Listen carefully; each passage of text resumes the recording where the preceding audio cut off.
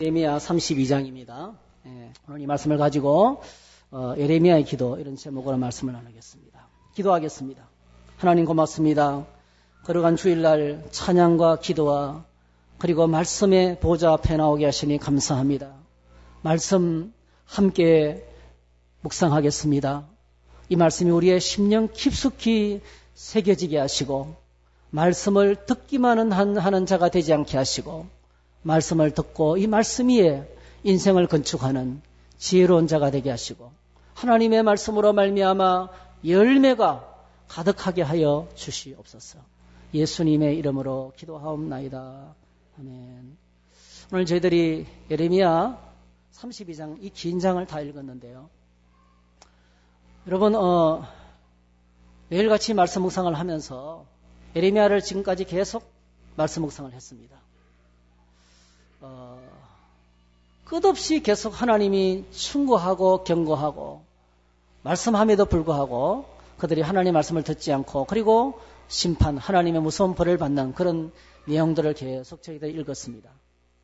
오늘 우리가 함께 읽은 예레미야 32장은 유다 왕 시드기야 10년에 있었던 사건입니다. 주전 예수님 오시기 전 587년입니다. 주전 587년에 그 당시의 상황은 매우 안 좋았습니다. 바벨론 왕 느부갓네살 왕이 유다를 포위한 지가 1년이 지났어요. 1년 동안 예루살렘 성을 완전히 포위했습니다. 모든 공급을 차단했습니다. 먹을 양식이 떨어졌습니다. 민심은 흉흉했습니다. 그리고 나라가 망해져 가는 것을 보는 겁니다, 여러분. 이 너무나 위기스러운 상황을 오늘 본문에서 보게 됩니다. 이때 선지자 예레미야가 뭐라고 외쳤냐면 여러분 걱정하지 마세요. 이 나라는 하나님이 지키십니다. 힘을 내십시오. 용기를 내십시오. 끝까지 인내하십시오. 이렇게 해도 될까 말까 한데 예레미야가 뭐라고 외쳤냐면 이 나라는 망합니다. 바벨론에게 절대로 이길 수가 없습니다. 저 갈대아인을 절대로 이길 수가 없습니다. 이 나라는 망합니다. 그리고 저 왕은 시드기야 왕은 포로로 붙들려가게 될 것입니다. 이렇게 외친 거예요. 이렇게 설교를 했던 겁니다. 그래서 이렇게 설교했기 때문에 오늘 본문에 예레미야 선지자는 왕궁 12대 요즘으로 말하면 옛날식으로 말하면 우리나라 보안과겠죠. 보안과.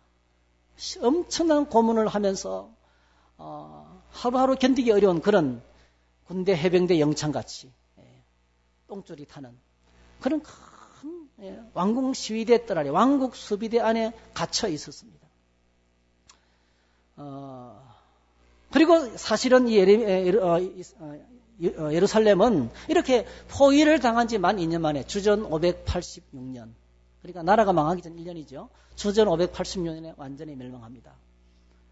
자, 이런 상황에서 어떤 웃지 못할 일이 생기냐면은 예레미야가 지금 감옥에 갇혀 있는데 누가 찾아왔습니까? 사촌이 찾아왔습니다. 사촌이 찾아와서 땅을 샀다 소식을 전하는 게 아니고 내 땅을 좀 사주라는 거예요. 여러분 나라가 지금 망해져 가고 있습니다. 무슨 소망이 있습니까? 그런데 그 사촌이 와가지고 예레미야의 사촌 하나멜이라는 사람이 와가지고 아나도스에 있는 내 밭을 좀 사주기를 바랍니다. 이렇게 이제 요청을 하는 거예요. 근데 오늘 본문에 보면 예레미야가 그 땅을 삽니다. 그 땅을 사고 정서를 써주고 그리고 낙인을 찍습니다. 너무 모순되잖아요. 그죠? 나라가 망한다고 외치면서 민심을 흉흉하게 만들면서 땅값을 팍 떨어뜨려 놓고 그리고 뭐지요? 땅을 사라니까 땅을 파는 마치 땅 투기꾼 같아요.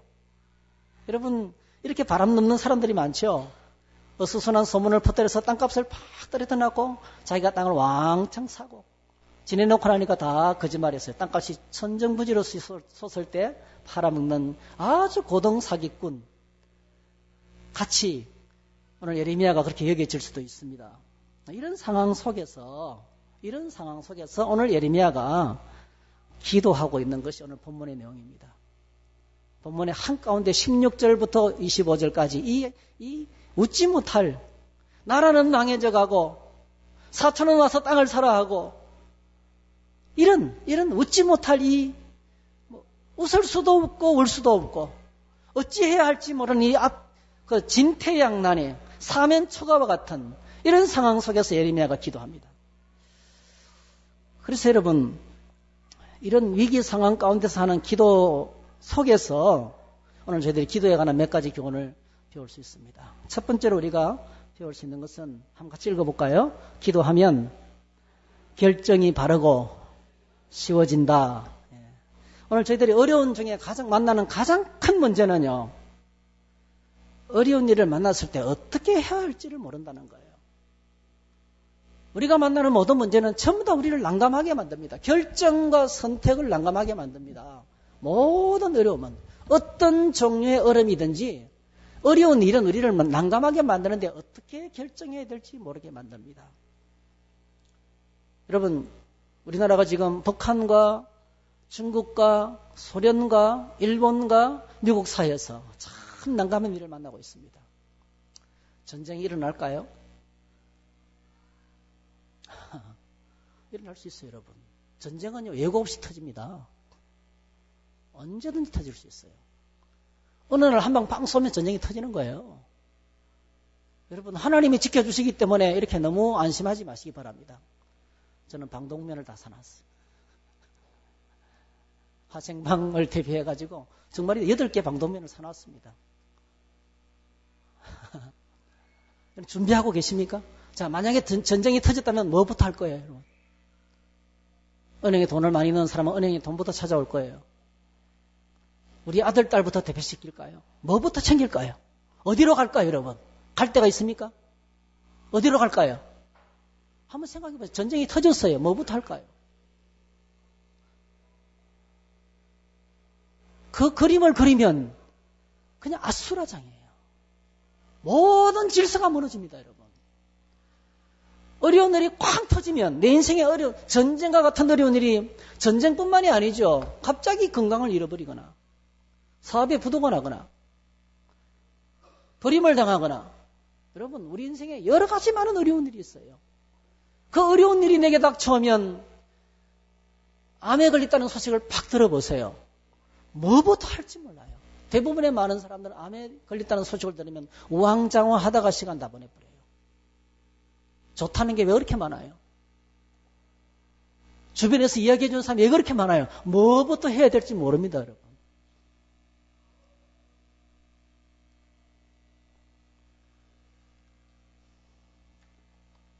그런데 오늘 예레미야는 기도 가운데 하나님의 말씀을 듣고 그 땅을 사기로 결정합니다. 기도하면 바른 결정을 내릴 수 있어요. 그리고 내가 결정 내리는 것이 너무너무 쉬워집니다. 사도행전 1장을 보게 되면 예수님의 제자들이 낙동강 어리알이 되었습니다. 14절만 같이 읽어요. 14절 시작. 여자들과 예수의 어머니 마리아와 예수의 아들과 더불어 마음을 같이하여 오로지 기도에 힘쓰니라. 예수님이 이 땅에 오셔서 약 3년 반 동안 사역을 하시고 그리고 엄청나게 많은 말씀을 가르치시고 그리고 천국 복음을 전파하시고 수많은 병자들을 치료하시고 회복하시고 그리고 그 영원한 그 좋으신 선생님이 문제가 생길 때마다 해결해 주시는 그 선생님이 어느 날 갑자기 아무 힘도 없이 빌라도의 사형 선고에 십자가를 지고 갈보리 산상에서 비참하게 돌아가시는 거예요. 충격이 아닐 수가 없어요. 아니, 풍랑을 잔잔하게 하고 죽음을 물리치시고 죽은 자를 살아나게 하시고 예? 수많은 병을 고치고 예. 마귀의 근세에 사로잡힌 사람들을 살리고 예수님은 무소불위의 능력이셨어요. 못하는 게 없었어요. 그런데 그분이 그냥 아무 힘도 없이 살찌기시고 피 쏟으시면서 맥없이 돌아가시는 거예요. 여러분, 예수님을 따르던 제자들은 혼비백산에서 하나도 남짓않고 다 도망쳤습니다, 여러분. 그런데 이상한 소식이 들려오기를 그분이 다시 살아났다네요. 그리고 40년 동안 만나고 난 다음에 또 그들과 함께 계시는 것이 아니고 버려두고 하늘로 올라가셨습니다. 예수님을 따르던 제자들은 예수님이 남긴 마지막 말씀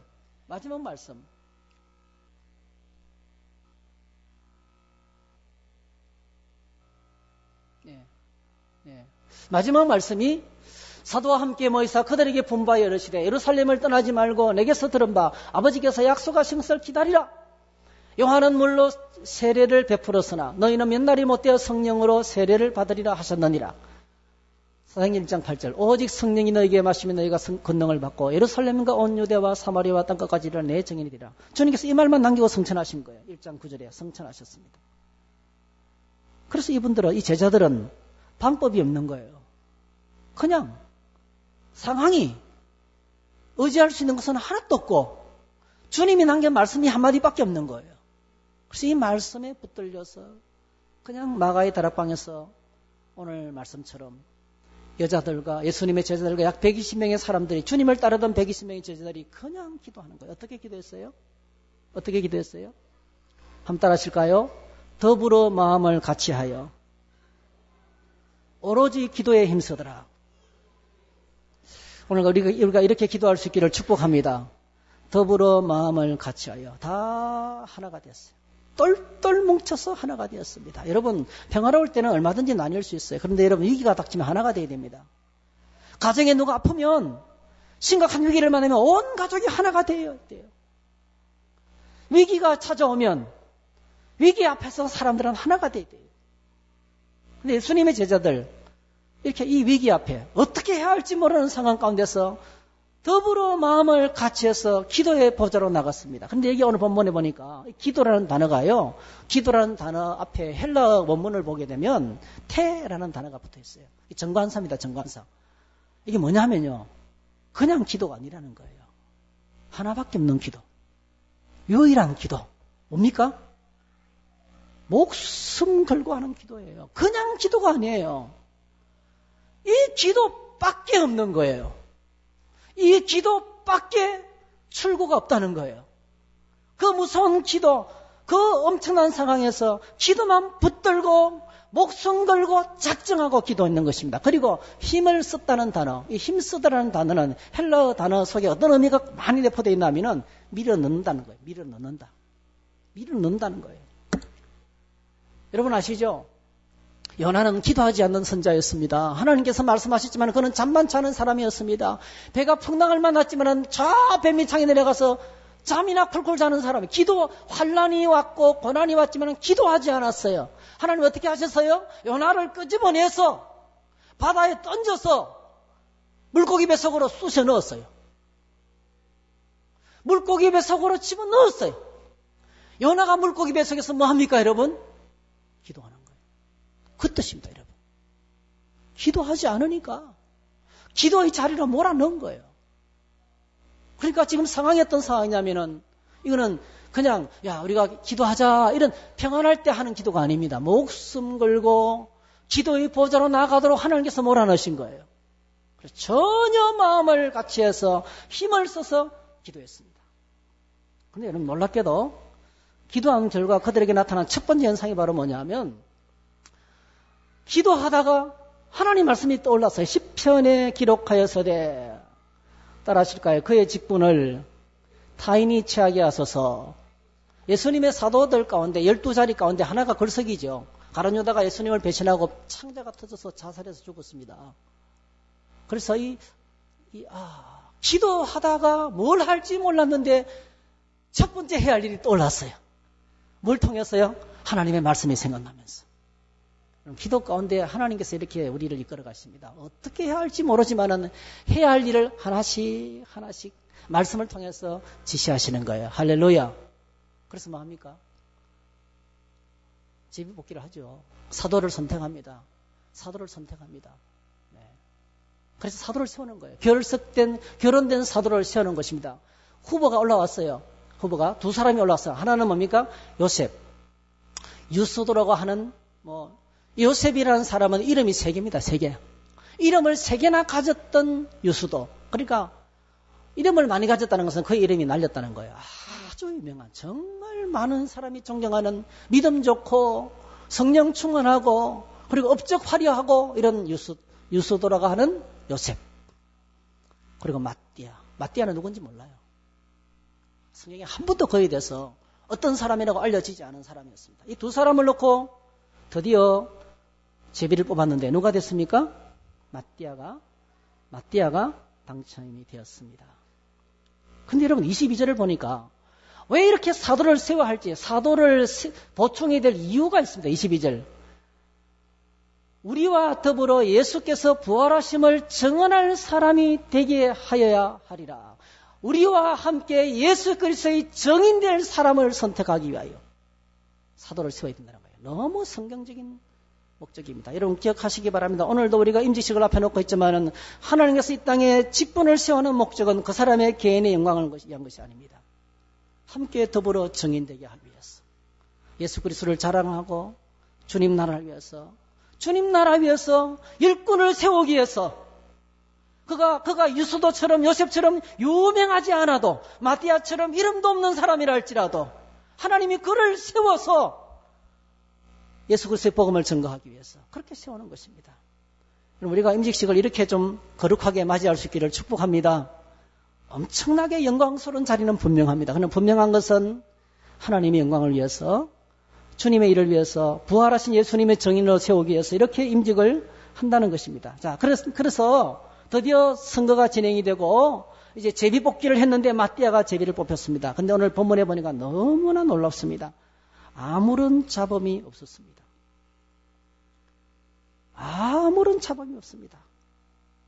오늘날 수많은 교회들이 임직 직원 투표를 하고 나면 시험 받아 떠나는 사람이 있고 세우는 가정에도 시끄러워요. 교회가 시끄럽다는 것은요, 마음에 불편한 것이 있다는 것은 기도하지 않기 때문에 그렇습니다. 그들이 뜨겁게 기도하는 가운데 하나님의 인도를 받아서 하면 하나님의 인도 속에서 하는 기도는 잡음이 없습니다. 기도하지 않는 교회는 회의가 하면 길어요. 이런 말 저런 말 의견이 분분합니다. 결정한 다음에도 순종하지 않습니다. 기도하지 않는 가정은 우왕좌왕합니다. 문제를 만나면. 그러다가 때를 놓칩니다. 기도하지 않은 인생은 어떤 문제를 만났을 때 그냥 우왕좌왕만 하다가 시간 다 보내버립니다. 그래서 실패합니다.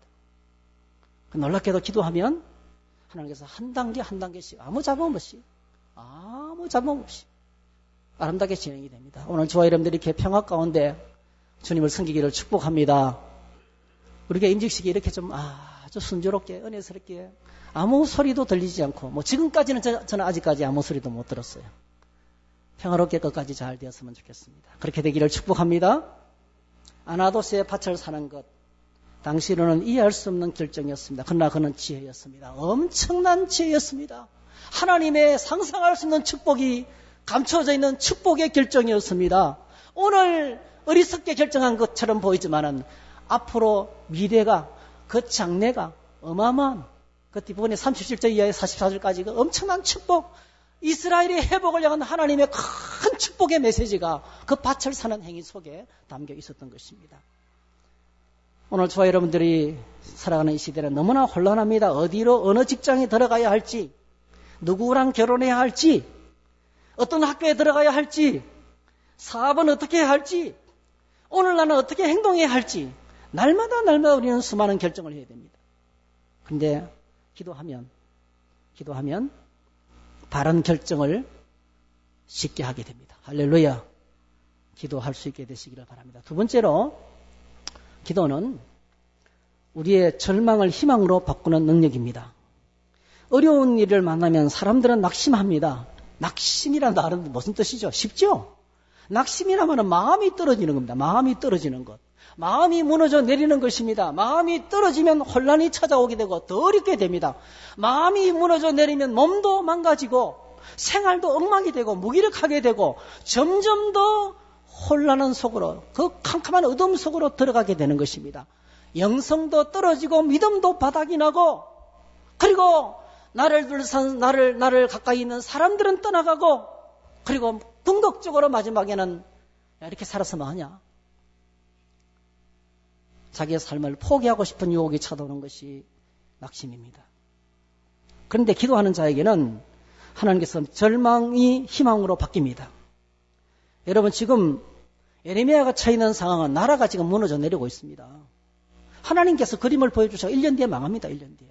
나라가 지금 망해져가고 양식이 거치고 민심은 흉흉하고 사람들은 먹을 게 없어서 그냥 이 비참한 일들이 벌어지고 나오잖아요. 칼과 기근과 질병. 칼과 기근과 질병이 난무하고 이 하나님의 무서운 심판에 무슨 소망이 있겠습니까? 이거는 절망 자체입니다. 오늘 저희들이 주변이 시끄럽지만 이렇게 마음 놓고 평안하게 예배드릴 수 있는 것이 얼마나 큰 축복인지 몰라요. 6.25 사변이 있었지만은 6.25 사변 이후에 우리나라에 작은 도발은 있었지만은 원자 폭탄이 와서 떨어지지도 않고요. 미사일이 와서 떨어진 적도 없었고요. 지진이 있었지만은 그렇게 엄청난 피해는 없었고요. 태풍이 불었지만은 그래도 지금까지 번영을 누리고 살았습니다. 여러분 감사할 수 있기를 축복합니다. 근데 여러분 이스라엘 이 상황은 희망이 하나도 없는 거예요. 나라가 무너져내는 거예요. 아무리 개인이 똑똑해도 내가 아무리 돈을 많이 가지고 있어도 나라가 부도나면 끝나는 거예요. 베네수엘라 석유 때문에 얼마나 부유하게 살았습니까? 지난 주간에도 다큐멘터리 나오더라고요. 병원에 애들이 병을 치료하다가 의료 장비가 이제 시원찮으니까 의사들은 다 외국으로 떠나고 전화선은 다 떠나고 그 아이들 막 그냥 감염돼서 막 죽어가는 거예요. 너무 마음이 아픈 거예요. 백성들의 90%가 살이 전체적으로 5kg 이상 빠지고 못 먹어가지고 그래서 여러분 국가를 위해서 정말 기도를 잘해야 되겠다 싶은 생각이 들어요. 국가를 경영하는 대통령과 의정들을 위해서 정말 기도를 잘 하셔야 돼요. 정책의 결정이 얼마나 소중한지 몰라요. 바른 결정을 하고 바른 선택을 해야 됩니다.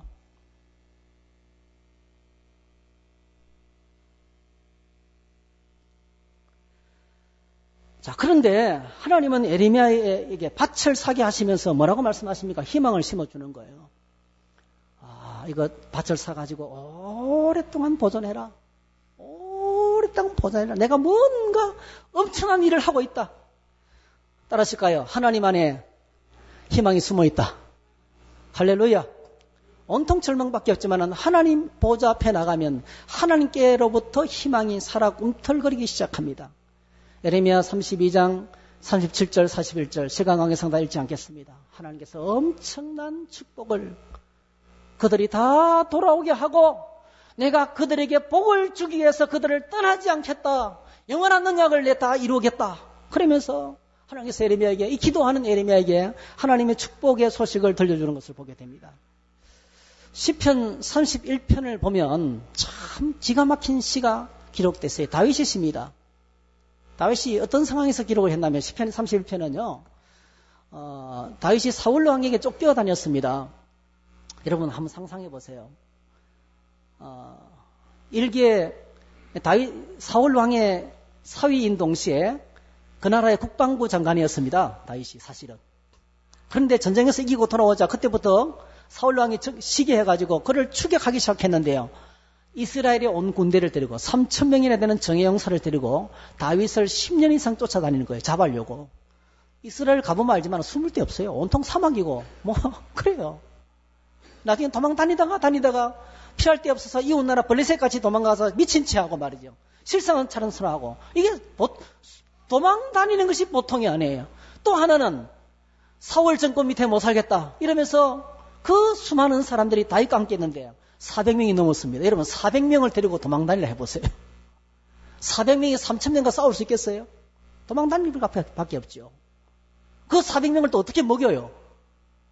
보통 심각한 게 아니에요. 그런데 어느 날 도망을 다니다가 거일라 동네 사람들이 어려운 일을 당하는 걸 보고 도와줍니다. 도와줬더니 이 거일라 사람들이 다윗을 배신하고 사울 왕에게 밀고 한 거예요. 더 큰 어려움이 생겼습니다, 여러분. 도와줬더니 안 그래도 나도 힘든데 내 문제도 감당하기 어려운데 그래도 감동이 되어서 어려운 사람을 도와줬더니 그 어려운 사람이 배신을 때리고 자기를 더 어렵게 만드는 거예요. 성경을 읽으면 우리가 이 땅에서 당하는 많은 어려움이 있지만은 다 풀립니다. 다윗이 이렇게 어려운 일을 만났습니다. 이런 어려운 일을 만나고 지은 시가 시편 31편이에요. 여호와여 내가 고통 중에 있사오니 내게 은혜를 베푸소서. 내가 근심 때문에 눈과 영혼과 몸이 시합니다. 내 일생을 슬픔으로 보내며 나의 연수를 탄식으로 보내며 내 기력이 나의 지약 때문에 약하여지며 내 뼈가 쇠하도다. 몸이 이제 어스러지는 거예요. 마음이 무너져 내린 겁니다. 낙심하게 된 겁니다. 내가 모든 대적들 때문에 욕을 당하고 내 이웃에게는 심히 당하니 내 친구가 놀라고 길에서 보는 자가 나를 피하였나이다. 내가 잊어버린 바 됨이 죽은 자를 마음에 두지 않은 같고 깨진 그릇과 같으니이다. 내가 무리의 비방을 들었으므로 사방이 두려움으로 감사했나이다. 그들이 나를 치려고 함께 언론할 때 내 생명을 빼앗기로 꾀하였나이다. 여러분, 어려운 일을 만나면 정말 힘든 것 중에 하나가 가까운 사람들이 하나둘씩 떠나간다는 거예요. 정말 고난을 만나면 부도를 나거나 죽을 병에 걸리면 가족들도 떠납니다. 요 보십시오. 죽을 병에 걸리니까 가족도 떠났습니다. 오늘 저희들 주변에 사랑하는 가족들이 힘들 때 끝까지 남아서 돌보는 분들이 몇 명 있어요. 몇 명. 얼마나 훌륭한 분들인지 몰라요. 끝까지 내 혈육을 책임지는 분들. 근데 많지 않습니다. 아내도 떠나고 자식도 떠나고, 여러분 오랜 병 앞에 효도하는 자가 없다 그러잖아요. 다 떠납니다. 이것이 현실입니다. 가장 고통스러운 것은 버림받는 거죠. 왕따만큼 고통스러운 것이 없습니다. 그래서 오늘 저와 여러분들이 이 어려운 세상을 살아가면서 서로에게 관심을 가지고 걱정하지 마세요. 나는 당신 곁에 끝까지 있겠습니다. 나는 끝까지 당신 곁에 당신과 함께 하나님을 섬기겠습니다. 할렐루야. 하나님이 임마누엘 하나님인데 얼마나 위로가 되는지 몰라요. 그래서 사도 바울이 오늘 다윗이 뭐라고 고백하냐면 내가 잊어버린 바 됨이 죽은 자를 마음에 두지 아니한 같이. 이게 뭐냐면 나는 이제 용도가 끝났구나. 내게 남은 것은 죽는 것밖에 남아있지 않구나. 이렇게 고백을 하는 겁니다. 여러분, 이럴 때 어두움이, 말할 수 없는 어둠이 내 인생에 찾아올 때, 해가 넘어가서 어둠이 땅에 떨어지면 사랑하는 자녀들은 집으로 돌아옵니다. 오늘 저와 여러분들이 이 땅의 어두운 일을 만날 때 성도라면 반드시 하나님께로 나와야 될 줄 믿습니다. 그게 진짜 성도입니다. 그래서 반전이 일어나는 거예요. 한번 따라 하실까요? 여호와여, 그러하여도, 이게 참 중요한 것 같아요. 여호와여, 그러하여도 내가 은혜를 베풀었는데 그 일로 사람들이 배신을 때려서 더 힘든 일을 만났는데 어떻게 해야 될지 모르겠습니다. 죽는 것밖에 안 남았습니다. 이런 어려운 일을 만났는데 여호와여, 그러하여도 나는 주께 의지하고 말하기를 주는 내 하나님이십니다. 할렐루야. 기도의 보좌로 나갔던 거예요. 오늘 저와 여러분들이 어둠의 시간에 기도의 보좌로 나가면 하나님이 내 인생을 반전시켜 주시는데 19절 보세요. 19절. 주를 두려워하는 자를 위하여 쌓아두신 은혜, 곧 주께 피하는 자를 위하여 인생 앞에 베푸신 은혜가 어찌 큰지요. 기도의 보좌로 나가서 부르짖어 기도하면 전에 보이지 않던 은혜가 보이는 거예요. 하나님이 날 위해서 쌓아두신 큰 은혜가 보이는 거예요. 할렐루야. 이게 기도의 자리입니다. 이게 바로 뭡니까, 여러분? 절망을 희망으로 바꾸는 거예요. 희망은 우리가 만들어내는 게 아닙니다. 희망은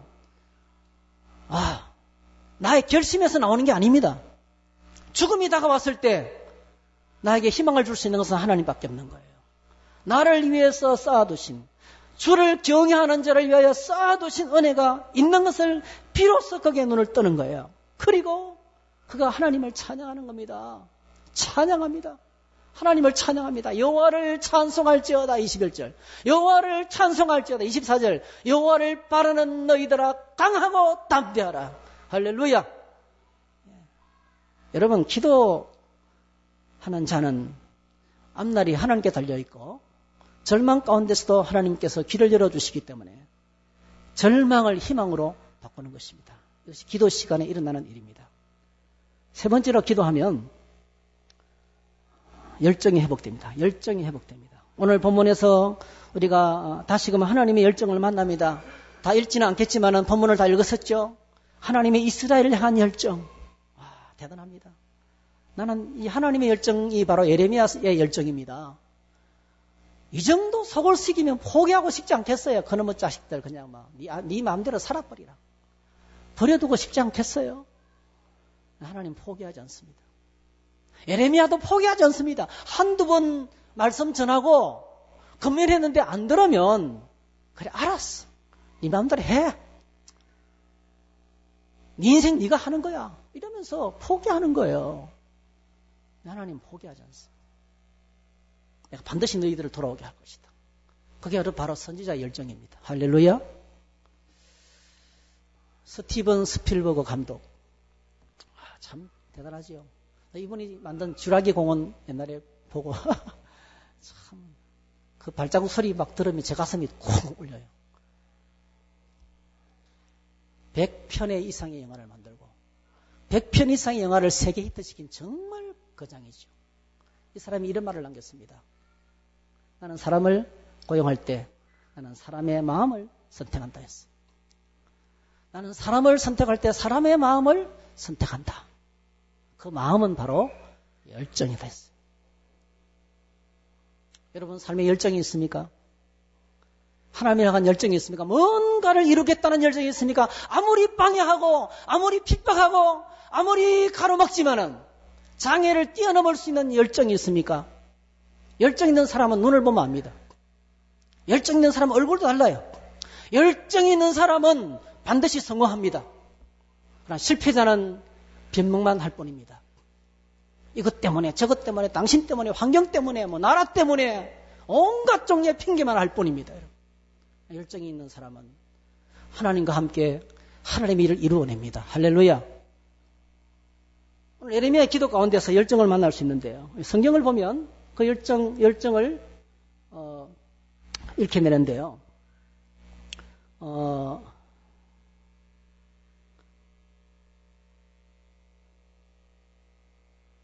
하나님의 그 열정이 우리에게 주어지는 것을 확인할 수 있어요. 어디서 열정이 옵니까, 여러분? 첫 번째로 하나님에 대한 신뢰에서 옵니다. 열정은 하나님께 대한 신뢰, 믿음에서 옵니다. 마가복음 10장 17절. 사람으로서는 할 수 없으되 하나님으로는 그렇지 않느냐. 하나님으로서는 다 하실 수 있느니라. 할 수 없는, 인간이 할 수 없는 절망 가운데서도 하나님은 할 수 있다. 예레미야 오늘 본문에 보니까 27절. 나는 여호와여 모든 육체의 하나님이라. 내게 할 수 없는 일이 있겠느냐? 따라합시다. 내게 할 수 있는 일이, 할 수 없는 일이 있겠느냐? 훌륭한 신자입니다. 제가 거꾸로 말했는데 여러분 바로 잡아주시죠. 하나님께 할 수 없는 일이 없다는 거예요. 그러니까 꺾이지 않는 거예요. 계속해서 말씀을 전하는 것입니다. 빌립보서 4장 11절 13절. 내가 궁핍함으로 말하는 것이 아니니라. 어떠한 형편이든지 나는 자족하기를 배웠노니 나는 비천에 처할 줄도 알고 풍부에 처할 줄도 알아. 모든 일 곧 배부름과 배고픔과 풍부와 궁핍에도 처할 줄 아는 일체의 비결을 배웠노라. 내게 능력 주시는 자 안에서 내가 모든 것을 할 수 있느니라. 어떤 상황을 만나도 궁핍을 만나고 배고픔을 만나고 또 여러 가지 곤란한 일을 만나도 모든 상황 속에서 내게 능력 주시는 자 안에서 내가 모든 것을 다 하겠다. I can do all things. 내가 모든 것을 다 할 수 있다. 여러분 이것이 어디서 나오는 겁니까? 믿음에서. 내게 능력 주시는 자 안에서. 하나님 안에서 나오는 것입니다. 오늘 예레미야 기도 가운데를 보시면 계속해서 강조하는 것이 하나님의 이름을 볼 때 하나님은 큽니다. 하나님이 능력이 많으신 분이십니다. 만군의 여호와십니다. 19절 주님의 책량은 크시고 다 능하시고 20절 표적과 기사를 행하시고 그리고 21절 표적과 기사와 강한 손과 표심팔과 큰 두려움으로 일하시고 지금까지 이스라엘 백성을 애굽 땅에서 이끌어내시고 그리고 적각거리하는 땅으로 인도하신 분이십니다. 이게 뭐죠? 과거에 있었던 한 사건이 아니고요. 하나님 과거에 이렇게 엄청난 능력으로 행하셨는데 오늘도 하나님은 이 절망 가운데 하나님이 우리에게 희망을 주시고 그리고 하나님이 하실 줄로 믿습니다. 믿음이에요. 어떤 일을 계속해서 추진할 수 있는 열정은요. 절대 믿음에서 나옵니다. 할렐루야. 믿음. 그러므로 오늘 저와 여러분들이 지금까지 은혜 베푸신 하나님, 능력으로 일하셨던 하나님을 묵상하면서 앞으로도 하나님께서 그렇게 일하실 것이라고 기대하면서 믿음을 가질 때 열정을 회복할 수 있어요. 그 다음에 열정은 성령이 주시는 겁니다. 열정은 성령 하나님께서 우리에게 주시는 것입니다. 베드로전서 4장 12절 14절 사랑하는 자들아 너희를 연단하려고 하는 불시험을 이상한 일 당하는 것 같이 이상히 여기지 말고 한번 따라 하실까요? 불시험. 여러분 시험에도 열정이 있습니다.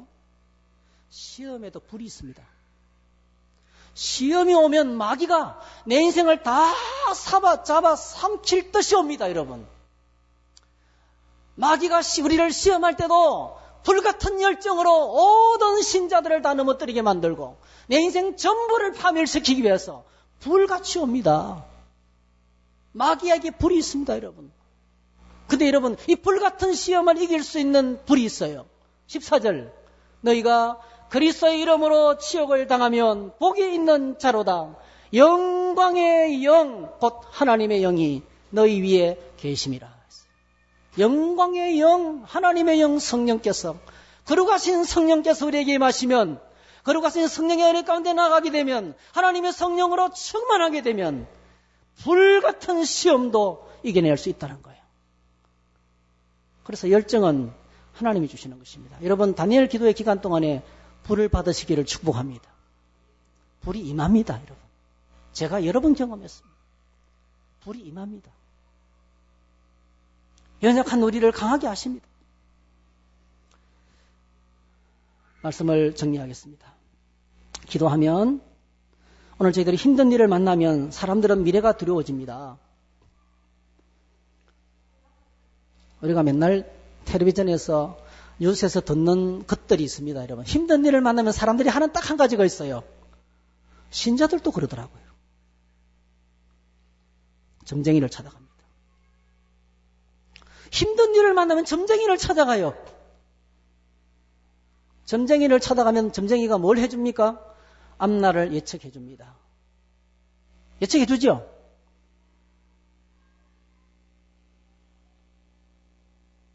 근데 점쟁이는 앞날을 예측만 하지 책임은 안 집니다.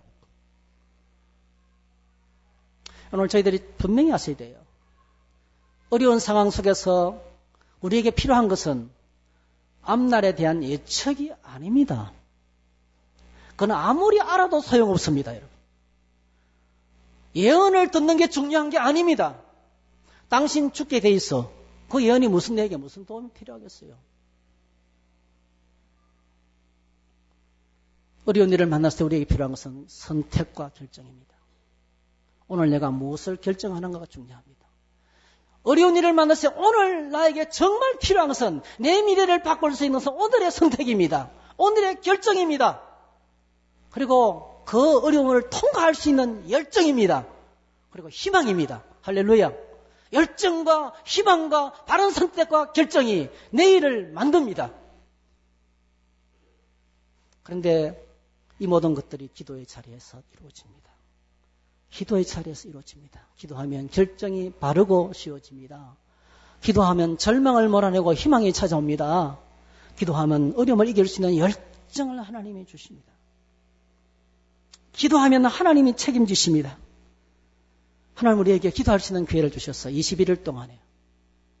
다니엘 기도회라는 20일 동안의 기도의 기회를 주셨습니다. 하나님 우리를 기도의 자리로 밀어놓고 싶어 하십니다. 국가적으로 기도해야 되고 개인적으로 기도해야 되고 교회적으로 기도해야 됩니다. 기도의 자리로 밀어놓고 싶습니다. 요나의 뱃속으로 하나님께서 몰아넣었던 것처럼 오늘 저희들의 인생 가운데서 많은 결정이 있는데요. 기도의 자리로 나가면 하나님께서 이렇게 인도하실 줄로 믿습니다. 하나님이 책임지십니다. 여러분 마지막으로 제가 설교 결론으로 묻습니다. 기도의 자리로 안 나오실 분들 자리에 일어서세요. 할렐루야. 한 분도 없어서 감사합니다.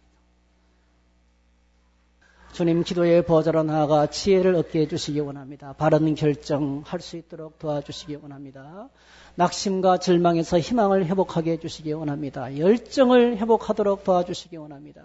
다니엘 기도 가운데 하나님이 함께 하시고 매일 말씀과 성령으로 충만하게 하시며 끝까지 승리하게 해주시기 원합니다. 우리 다 같이 한번 통성으로 여러분 자신의 기도를 주님께 드리겠습니다.